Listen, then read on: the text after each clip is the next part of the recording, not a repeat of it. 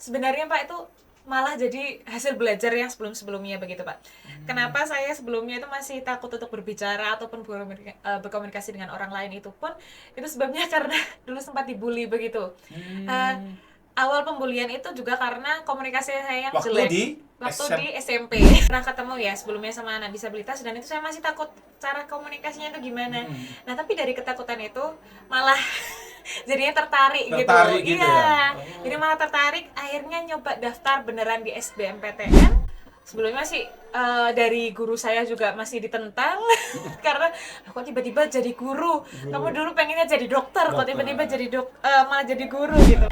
Lomba pertama saya itu, terus alhamdulillah menang. Mm-mm. Dimasukkan lagi lomba debat bahasa Inggris itu, alhamdulillah menang. Akhirnya diminta untuk mengurus salah satu organisasi juga, Mm-mm. organisasi internasional di fakultas. Nah itu awal dari saya bisa dapat kesempatan ke Malaysia, Taiwan dan juga Australia gitu.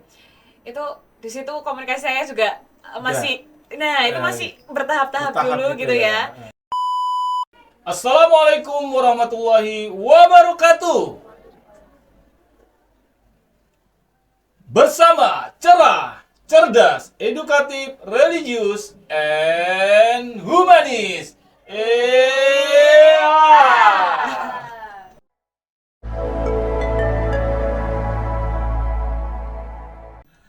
Perkenalkan, saya Mr. Sunanto. Pada kesempatan hari ini kita akan kedatangan narasumber yang luar biasa. Dan kita akan berbincang, ngobrol, santai. Dalam berbagai podcast FKIP Unusa, kita akan berdiskusi tentang perjalanan kuliah sampai sukses. Bisa keliling beberapa negara, Malaysia, Taiwan, dan Australia. Yau adalah Jeng Jeng. Tara. Oke, silakan. Monggo Oke. perkenalkan diri dulu, Mbak. Apa nih, Mbak? Faizur, Oke, betul. oke. Ya, terima kasih sebelumnya Pak Sunanto sudah mengundang langsung ke kampus Unusa, kampus C Unusa. Saya Faizur Rahmatin, biasa dipanggil Faizur. Dulu juga teman exchange Pak Sunanto di Taiwan ya, Pak Ya, Nge. oke. Ya, saya dari UNESA dan kebetulan dulu juga ketemu Pak Sunanto di programnya UNESA. Oke, Mbak. Saya panggil Mbak aja, Mbak. Oke. Faizul ini kan saya lihat Pak waktu kenal di summer camp di Taiwan Ya. itu kan paling semangat. Dan saya Waduh, kalah sama sangat membantu saya ketika tidak pintar bahasa Inggris. Aduh. Terselamatkan gitu ya. Nah, kita akan banyak ngobrol ya Mbak Faizul. Bagaimana Boleh, di masa perjalanan kuliah, karena saya baca apa ya, menurut saya kepeduliannya dan S1-nya kan pendidikan khusus Luar ya. biasa, Luar biasa betul. dan itu tidak semua apa ya, orang mau masuk di prodi itu kan gitu ya. Nah, itu muncul inspirasinya dari mana itu? Mau masuk prodi itu dan Iya, itu iya. kan kebutuhan khusus ya, luar biasa lah gitu ya. Iya. Dan itu kan butuh kesabaran. Nah, gimana memang dari SMA atau sudah dari keluarga atau gimana ceritanya biar menjadi apa ya, inspirasi lah gitu. Pertanyaan bagus, baru pertanyaan pertama langsung ya Pak ya. Iya. Oke, Iya. mungkin kalau betul tadi Pak, kalau dari SMA sudah ada keinginan memang jadi guru, tapi waktu itu masih bingung karena kedua orang tua ini kan dari PGSD begitu nggih. Tapi kalau di rumah saya di Tuban itu sudah terlalu banyak kalau yang PGSD. Saya pengen cari jurusan yang kependidikan tapi masih sedikit begitu peminatnya di Tuban. Nah, kebetulan waktu itu pertama kali buka itu di lamannya UNESA itu ada namanya pendidikan luar sekolah. Nah, itu saya buka, wah ini kok menarik, namanya juga menarik, terus indikator pembelajarannya juga menarik begitu. Nah, setelah saya telusur lagi di bawahnya itu ada pendidikan luar biasa. Saya cek, wah ini saya curiga ini jangan-jangan yang biasanya ngajar di SLB gitu Iya, kan. iya, Saya buka, wah kok menarik ini jadinya. Saya waktu itu kelas 12, jadi awal-awal kelas 12 itu sebenarnya cuma pengen jadi guru saja, tapi waktu di akhir mau expo kampus gitu Pak, biasanya kan ada yang keliling-keliling Iya, gitu. betul. Nah itu tiba-tiba ada kak kelas yang dari UNESA juga begitu, terus habis itu tanya siapa yang mau jadi guru, angkat tangan saya. Nah, itu kok tepat sekali, sebelumnya kan saya nyari itu ada pendidikan luar biasa. Ditanyain waktu saya maju itu, mau jadi guru apa? Terus saya jawab, Saya mau masuknya di penjurusan pendidikan luar biasa gitu akhirnya. Dari situ itu udah kepikiran, waduh ini pendidikan luar biasa ini saintek atau sosum, sedangkan saya kan dulu anak IPA Pak. Kan beda sekali Beda ya. sekali ya. Nah itu dia. Oke. Terus habis itu setelah saya telusur lagi, wah ini kayaknya saya banget, karena kalau ngajarnya itu juga nggak yang kayak di kelas yang besar gitu, terus habis itu juga ngajarnya anak pendidikan luar, anak disabilitas begitu nggak. Saya waktu itu sebenarnya masih takut Pak, takutnya adalah takut gak bisa ngajar anak disabilitas. Sedangkan kan saya juga pernah ketemu ya sebelumnya sama anak disabilitas, dan itu saya masih takut cara komunikasinya itu gimana. Nah tapi dari ketakutan itu malah jadinya tertarik gitu. Gitu Iya, ya? jadi malah tertarik, akhirnya nyoba daftar beneran di SBMPTN. Terus pilihan pertama memang pendidikan luar biasa, pilihan kedua bahasa. Waduh, ada kejutan. Nah, itu apa namanya, di pilihan itu ternyata waktu pengumuman saya masuk ya pendidikan luar biasa. Saya masuk, sebelumnya sih dari guru saya juga masih ditentang karena kok tiba-tiba jadi guru. Kamu dulu pengennya jadi dokter, kok tiba-tiba jadi malah jadi guru gitu. Dari keluarga itu juga kaget. Jadinya milih pendidikan luar biasa. Itu pada belum tahu isinya seperti apa begitu Pak. Taunya ngajarnya di SLB saja gitu. Iya, oke. Nah, akhirnya masuk itu, setelah ditelusuri ternyata malah saya banget gitu Pak Iya, jadinya. oke. Gitu. Jadi akhirnya masuk. saya mikir gini ya, saya analisis ketika di CV itu, jangan-jangan memang itu memang dari awal memang cinta dunia anak yang seperti itu, maksudnya anak kutip itu ya. Ternyata saya lacak dan tanya langsung, ternyata memang dari awal nyoba ternyata sudah kok cocok gitu ya. Awalnya kan dia. maunya ya ke dunia yang profesional itu tadi ya. Betul. Kedokteran gitu ya. Iya, nah itu dia. Subhanallah. Masya Allah. Nah itu Pak, tapi sebenarnya itu juga karena penasaran. Tapi karena dari penasaran itu kan rasanya kayak, banding kok nggak bisa ya, padahal komunikasi sama sesama manusia aja gitu. Akhirnya malah tertantangnya di situ. Akhirnya malah yakin di situnya. Oke. Ya, saya melihat langsung gitu ya di CV-nya. Dan saya melihat langsung ketika di Taiwan itu mendampingi Mbak siapa itu? Mbak Ani. Mbak Ani. Subhanallah. Aku pemikiran saya Mbak Faizu itu keluarga gitu loh. Adiknya tuh apa gitu. Kok sabarnya gitu ya. Aduh, pokoknya saya nggak bisa membayangkan gitu. Dia juga semangat gitu yang mendampingi subhanallah itu ya. Menurut saya suatu inspirasi yang tidak semua orang ingin mendampingi anak-anak seperti itu gitu ya. Aplaus dulu. Wah. Oke ya. Tadi udah ngomong tentang sedikit cerita awal gitu ya. Kita langsung pertanyaannya gini ya. Biar nanti menjadi inspirasi buat penonton, terutama di podcast FKIP Unusa dan bagi kanca pemuda atau mahasiswa di Unusa dengan tangannya Mbak Faizur ini menjadi keberkahan dan semangat baru itu untuk terus berkarya, terus mengikuti jejak orang-orang yang baik. Oke. Perjalanan kuliah nih gitu ya. Nah, perjalanan kuliah. Bisa ceritakan nggak sih bagaimana awal perjalanan kuliah Anda hingga akhirnya bisa sampai ke titik sukses? Nah, memang suksesnya relatif ya. Betul. Nggak pernah selesai sukses itu ya. Seperti sekarang gitu ya. Mungkin apa sih yang membuat hingga akhir bisa bertahan hidup gitu maksudnya terus berkarya, terus bersemangat gitu ya. Oke. Mungkin kalau dari awal itu juga pengaruhnya dari PLB sendiri Pak. Karena kan sebelumnya itu saya juga komunikasi itu masih, kalau dari penilaian saya sendiri itu Pak, masih jelek komunikasi saya dulu. Nah, itu awalnya ketemu sama teman-teman disabilitas waktu saya jadi volunteer, jadi relawan di Direktorat Disabilitas begitu. Itu ketemu banyak teman-teman disabilitas, malah komunikasi saya jadi berkembang gitu. Yang awalnya mungkin kurang ekspresif, saya ketemu sama teman-teman tuli karena kan pakai bahasa isyarat. Jadi malah lebih ekspresif lagi. Terus sama teman-teman tunanetra kan banyak sekali juga di UNESA gitu. Itu malah jadi berkembang komunikasinya. Saya ingat sekali waktu pertama kali, kalau tadi sempat membicarakan tentang Malaysia, Taiwan dan Australia, saya pikir itu pengaruhnya dari teman-teman disabilitas juga Pak. Awalnya kan kalau di organisasi saya sebelumnya itu memang kan menuntutnya komunikasi begitu. Saya akhirnya ikut lomba. Memang awal-awal kalau dilihat, aduh ini kayaknya lombanya memang berat karena debat juga ya Pak ya. Sedangkan komunikasi saya juga masih jelek, tapi saya ditunjuk untuk ikut lomba debat, lalu mahasiswa berprestasi. Dari situ kan ada beberapa lomba yang memang judulnya itu dimintakan dari membuat artikel yang berkaitan dengan jurusan sendiri begitu. Jadi akhirnya korek-korek lagi tentang jurusan saya dan juga penelitiannya juga untuk lomba mahasiswa berprestasi waktu itu yang awalnya lomba pertama saya itu. Terus alhamdulillah menang. Dimasukkan lagi lomba debat bahasa Inggris itu, alhamdulillah menang. Akhirnya diminta untuk mengurus salah satu organisasi juga, organisasi internasional di fakultas. Nah, itu awal dari saya bisa dapat kesempatan ke Malaysia, Taiwan, dan juga Australia gitu. Itu di situ komunikasi saya juga masih, nah itu masih bertahap-tahap dulu gitu ya.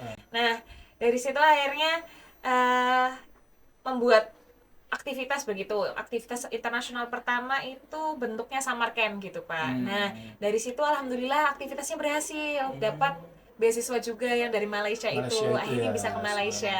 Masya Allah. Nah, tapi waktu di Malaysia itu, Pak, ternyata tetap hambatan saya itu masih di komunikasi. Saya bisa mungkin mengerti mereka berbahasa Inggris, saya bisa berbicara bahasa Inggris, tapi memang basic-basic saja waktu itu. Tapi waktu di sana hambatannya adalah saya nggak bisa ngomong sama sekali karena percaya diri saya wah itu masih tahap rendah sekali pokoknya waktu itu. Nah itu dia. Awalnya masih nggak percaya sama diri sendiri waktu yang di Malaysia itu sampai teman-teman saya mungkin yang lebih banyak berbicara, Pak, daripada saya gitu. Nah, sewaktu di sana akhirnya belajar, oh alah ternyata komunikasi itu nggak perlu nunggu sampai bahasa Inggrisnya bagus. Ternyata bahasa Inggrisnya basic, asal mau berbicara pun itu sudah bisa lancar gitu. Iya, jadi peluangnya dari situ awalnya. Terus pulang. Nah, dari mau ada program internasional lagi. Saya waktu itu ikut PLP internasional juga, alhamdulillah. Nah, dari situ sudah kekorek lagi, waduh ini harus belajar komunikasi lagi. Itu pun dibantu sama teman-teman disabilitas sebenarnya, Pak. Jadi dari situ dibantu, alhamdulillah dapat kesempatan lagi yang ke Taiwan itu. Nah, sekalian ada tugas untuk jadi relawan disabilitas. Nah, itu pokoknya sebenarnya kalau perjalanan kuliah itu yang paling berkesan bagi saya sendiri ya, Pak. Karena kan sampai di dunia kerja pun terpakai itu adalah percaya sama diri sendiri. Dulu saya soalnya kalau percaya sama diri sendiri itu kecil sekali dan akhirnya berpengaruh sama perkembangan diri saya sendiri begitu. Yang awalnya mungkin susah bicara, susah berkomunikasi dengan orang lain, sekarang mungkin sudah lebih belajar lagi begitu. Oke, aplaus dulu buat saya terinspirasi dari narasinya tadi bahwa ya awalnya menjadi yang stagnan, kemudian gitu ya. Karena dengan dunia karakteristik anak yang berbeda-beda akhirnya menjadi ngoceh gitu ya. Betul. Malah dari situnya, Pak. Gimana ya? Dari habit kebiasaan gitu ya. Iya. Yang paling aneh ya komunikasi itu tadi ya. Betul. Tapi memang waktu SMA apakah pernah ikut komunitas atau kursus berbahasa Inggris, Mbak Fauz? Kalau berbahasa Inggris dulu sempat ikut begitu waktu SMA dan memang lebih ke percakapan biasa mungkin biasa ya, Pak aja, ya. Gitu iya. Ya. Dan itu pun masih pokoknya itu permasalahan dari dulu menurut saya sebagai remaja gitu ya, Pak. Ya? Itu percayaan diri memang. Jadi dulu bisa berbahasa Inggris tapi tidak pernah diucapkan, tidak pernah karena takut salah gitu awalnya. Nah, muncul jadi in-nya itu di mahasiswa situ. Iya, bahasa betul. Inggris. Nah, saya lihat kan, mohon maaf ya. Kan bahasa Inggrisnya sampean itu kan cepat gitu ya. Nah, awalnya nggak gitu kan? Awalnya tidak seperti itu. Bagaimana cara belajarnya itu apa? Belajarnya atau ada kursus lagi ke diri atau gimana? Nah, itu kebetulan kembali lagi, Pak. Gimana waktu kuliah juga itu kan banyak kegiatan internasional itu juga. Jadi ikut belajar waktu ada conference tiba-tiba, "Ayo Mbak, kamu jadi ini." Tiba-tiba dapat peran baru. Nah, itu dari situ langsung belajar. Karena kan tiba-tiba semuanya itu, Pak, ya terjadi. Akhirnya malah oke, berarti saya harus belajar, saya harus segera berkomunikasi, terus saya juga harus percaya diri untuk komunikasi sama orang lain begitu. Akhirnya alhamdulillah lambat laun jadinya bisa kebiasaan. Tapi memang itu apakah belajar otodidak? Maksudnya itu kan harus belajar kursus gitu ya. Otodidak sendiri atau dengan sendirinya untuk belajar gitu atau gitu ya? Iya, sebenarnya otodidak, Pak, tapi sama teman-teman juga. Nah, komunitas itu tadi ya. Betul, berpengaruh sekali pokoknya lingkungan itu, Pak. Oke. Jadi saya hampir sama ya kalau misalnya ada misalnya teman-teman mahasiswa nih, Dewi ini pendiam tuh. Coba kamu ngajar TKW gitu. Nah, Kan itu bisa dia. ngoceh juga kan? Iya Pak, Mau tidak asal mau. bisa ngoceh Kan begitu. tiap hari keunikan anak-anak itu Wah, mau tidak mau beda-beda. ngoceh gitu ya. Iya. Oke, keren banget. Apa Termasuk dulu? malah di situ Pak. Nah, jadi perjalanan kuliah yang berikutnya, nah, pengalaman internasional. Nah, waktu di perjalanan ke Malaysia udah ceritakan separuh Ya, tadi ya, separuh dari tadi. yang stagnan, bahasa Inggrisnya minim gitu ya. Setelah itu perubahannya setelahnya gitu ya. Nah, perjalanan ke Malaysia, Taiwan, dan Australia. Nah, Nah, pengalaman apa yang paling berkesan gitu ya dari memberikan dampak besar bagi perkembangan diri Mbak Fauzi? saya sendiri Iya, begitu nggak sendiri Pak? ya.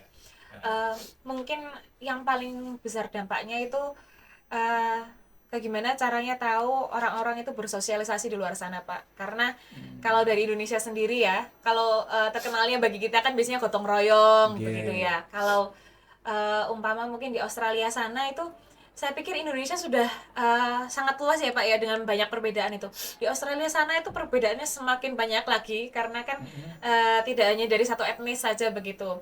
Nah dari situ saya tahu baik di mereka caranya menghormati sesama manusia begitu, terus ke alamnya juga sama teman-teman disabilitas juga karena waktu itu kan saya juga mengajarnya bahasa Indonesia begitu untuk teman-teman Australia. Di situ juga siswa saya ada yang berkebutuhan khusus begitu. Khusus. Nah, tapi itu berbeda, Pak. Jadi kalau di Indonesia kan mungkin di beberapa sekolah masih ada yang dipisahkan begitu Iya, ya, Pak iya ya. gitu ya. Kalau di situ benar-benar dicampur walaupun memang ringan, sedang, berat intinya mereka masih bisa mempertahankan inklusivitas itu gitu. Nah, dari situ saya belajar wah, ternyata menghormati orang, menghormati sesama manusia itu ada cara lainnya juga begitu, yang lebih humanis. Nah, di situ saya mulai belajar gitu dari yang dunia Ya, internasional di berarti Australia. di sana anak berkebutuhan khusus ya sudah seperti yang normal gitu ya. Iya. Nggak ada yang mau maaf misalnya diganggu oleh yang normal atau dilecehkan. Nah itu Misal. dia.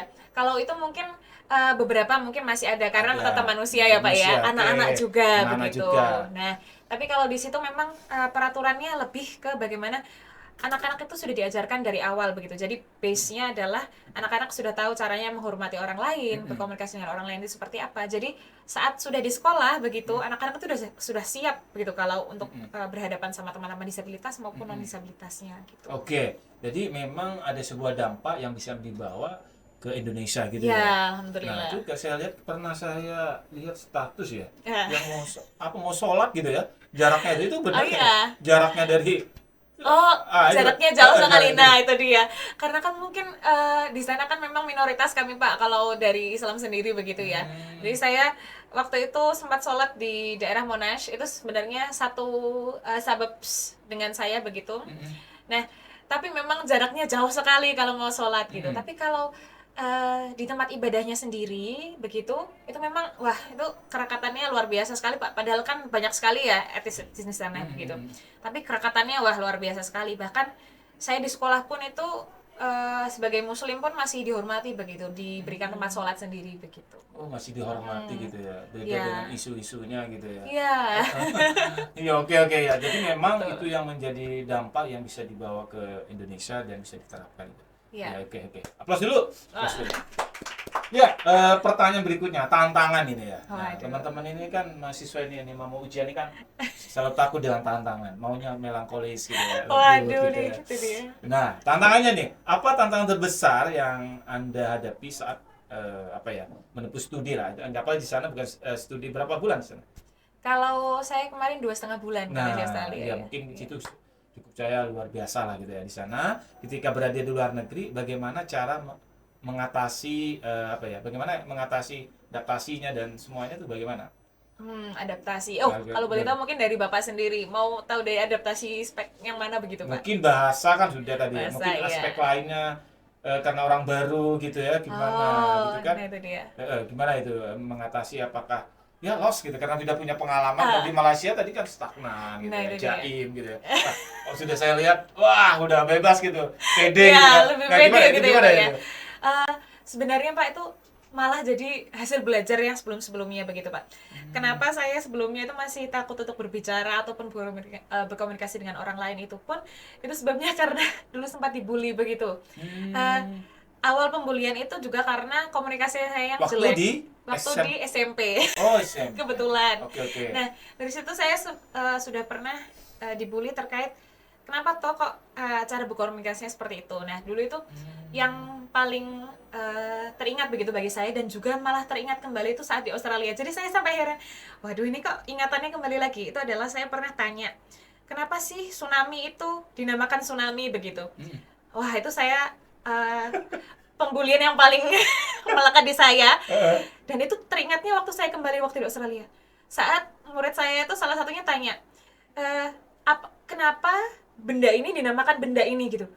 Ini persis sama kayak saya, dan malah lebih kompleks lagi Pak, dan tidak hanya satu anak saja. Nah itu mungkin tantangannya adalah pertama ya komunikasi lagi ya Pak ya, karena kan dulu saya juga permasalahan komunikasi begitu. Wah ini ketemu bukan tantangan kalau saya bilang ya, mungkin sedikit bumbu kehidupan, karena itu kan saya juga challenging gitu menurut saya ya. Waduh ini gimana ya cara menghadapinya gitu. Terus saya juga akhirnya menyusun jawaban, akhirnya bisa menjawab. Selesai menjawab dari pertanyaan kalau boleh saya sebut mungkin unik dari anak saya begitu. Saya tantangannya adalah mengontrol diri mungkin Pak. Jadi kayak oke, berarti mungkin luka-luka dari masa lalu ini bisa saya jadikan untuk belajar. Nah, di situ tantangan saya mungkin mengontrol diri sendiri itu juga, dan juga gimana sih caranya untuk menjawab pertanyaan dari anak-anak itu sendiri gitu Pak. Setiap pertanyaan itu ya kritis atau memang ngeprank gitu ya? Nah itu dia, kalau anak-anak di sini saya biasanya mendengar, waduh kok pertanyaanmu gitu sekali. Nah ternyata tidak ada pertanyaan yang jelek Pak. Ternyata itu semua pertanyaan itu kritis dan pasti ada jawabannya gitu. Dari situ saya kayak, oke, berarti dari tantangan saya juga rada bingung ya menjawabnya seperti apa gitu. Ketemu bahwa setiap anak ini karakteristiknya pasti berbeda-beda juga, pengetahuannya pasti juga berbeda-beda, dan itu juga berpengaruh sama pertanyaannya. Nah semakin unik pertanyaan itu malah ngelihatkan kalau ini anak semakin suka belajar, dan itu bagus buat anak itu sendiri Pak. Oke, aplaus dulu. Wah. Luar biasa ya. Jadi kalau saya lihat perjalanannya memang luar biasa. Dari SMP sudah dibully lah, dengan bukan dibully ya dilecehkan, atau bukan dilecehkan, mungkin diejek lah, di garis gitu ya, bawahi kalau anak memang SMP iya. ya, tapi ternyata itu membawa berkah. Betul, Mungkin malah membawa berkah Pak. Inspirasi, semangat, dikasih obat lah istilahnya. Ini Iya. obat nih, ini obat untuk bekal kamu menjadi sukses. Nah, ini kan pemikiran hikmah lah gitu ya. Iya. Itu masuk akal lah menurut saya ya. Iya. Oke, berikutnya bagaimana inspirasi ya untuk mahasiswa ya? Menurut Anda apa kunci utama agar mahasiswa Unusa nih ya, KIP Unusa bisa memiliki peluang berpengalaman internasional seperti Mbak Fauzi ini, gimana nih? Oh, nah itu dia. Kalau untuk inspirasinya sendiri, saya juga masih belajar. Tentunya Pak Sonata juga sudah tahu terkait hal tersebut begitu. Mungkin teman-teman harus berani untuk mengambil semua hal yang diberikan. Jadi selama ada satu kesempatan yang diberikan, tolong dilihat dulu secara cepat juga, secara rinci juga seperti apa ke depannya, diperhitungkan juga ke depannya untuk teman-teman seperti apa begitu, direncanakan dan juga diambil kesempatan itu, karena kesempatan tuh benar-benar tidak datang 2 kali Pak. Saya merasakan sendiri ternyata, wah semua kesempatan nggak datang 2 kali, dan kalau nggak diambil, wah itu menyesalnya bisa sampai lama sekali. Dan sekali jika memang kita bisa ambil kesempatan itu dan memanfaatkan dengan baik gitu, ternyata dampaknya itu besar sekali begitu. Sekali ya. Momentum itu sesuatu kesempatan dan sejarah gitu. Nah itu dia. Nah, seperti bisa berpengaruh sekali. Luar biasa sejarahnya, jejaknya itu semangat secara motorik itu gitu ya. Jadi saya punya teman dulu di UNESA itu namanya Nozomi. Nozomi. Nah itu yang membuat inspirasi. Nozomi itu adalah dari mahasiswa Jepang ke Fakultas Bahasa dan Seni itu saya berteman. Nah disitulah yang membuat saya semangat terus itu ya, ikut dari yang S3 ikut summer camp itu sebenarnya nekat. Karena ya itu nekat aja sebenarnya. Kuncinya memang nekat ya Pak, bonek. Tahu sendiri ketika buat kelompok di Taiwan itu saya kebetulan saya masih ingat yang itu televisi itu masih ingat. Iya.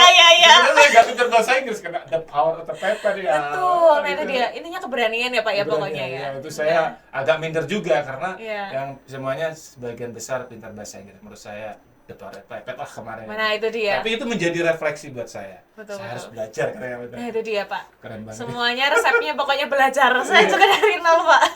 Makanya kenapa Betul. kan merenung gitu.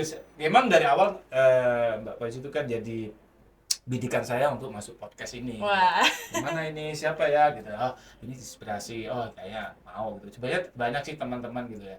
Iya. Susun gitu. Sementara tentang ini aja dulu deh. Nah, masih Betul, ingat. betul. Nah, ketika saya kadang aduh gak bisa. Waduh, gimana ini?